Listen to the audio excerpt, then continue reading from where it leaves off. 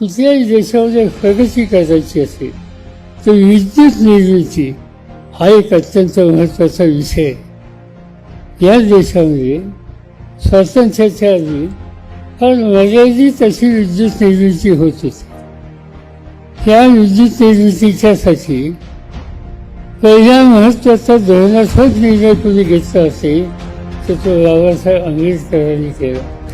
विद्युत निर्मितीचा निर्णय त्यांनी घेतला.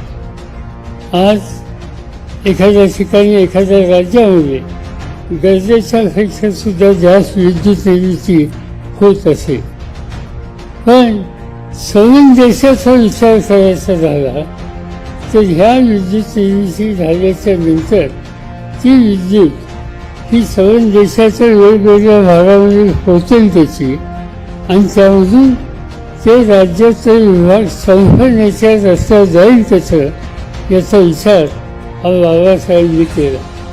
आज आपण महाराष्ट्रामध्ये महाराष्ट्र विद्युत मंडळ या नावाची संस्था या राज्यात काढलेलीची MSEB म्हणून आपण त्याचा उल्लेख करत होतो, आणि ती सर्वत्र वीज पुरवठ्याच्या संबंधीची कामगिरी करत होती.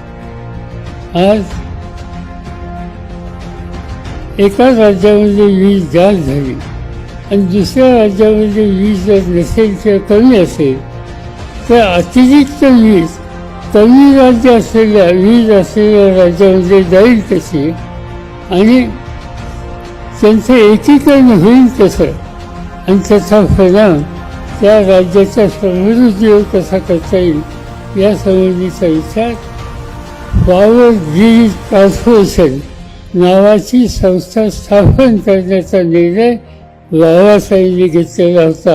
आणि त्या माध्यमातून हे विद्युतचं एकीकरण अतिरिक्त विद्युतेचं जिथे कमतरता असेल त्या भागामध्ये येऊन एक पर्याय हा उभा करण्याच्या उद्देशाचा अत्यंत मोलाचा निर्णय हा डॉक्टर बाबासाहेबांनी घेतला.